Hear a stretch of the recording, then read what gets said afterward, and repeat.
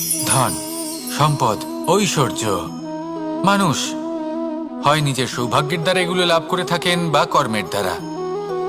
সৌভাগ্য আসলে কি? গ্রহের দশা, যা প্রত্যেক মুহূর্তে বদলাতে থাকে। কর্মের মাধ্যমে যখন আপনি ধন অর্জন করেন, তখন সেই ধন আপনার আগামী প্রজন্ম লাভ করে। সেটা হয় সে ভোগ করে বা তার জন্য তার ভোগান্তি হয়। আর এটা নির্ভর করছে আপনার কর্মের ওপরে। কি কর্ম করেছেন আপনি সেই ধনকে লাভ করার জন্য। যদি আপনি সৎ পথে চলেন, নিষ্ঠা ভরে আপনি কর্ম করে থাকেন এবং তার ফলে আপনি ধন অর্জন করে থাকেন, তাহলে আপনার আগামী প্রজন্ম সেটা ভোগ করবে, সেটা প্রয়োগ করবে নিজের বিকাশের জন্য। কিন্তু যদি আপনি কুকর্ম করে থাকেন, কোনো রকম ছলনা করে থাকেন এই ধন লাভ করার জন্য,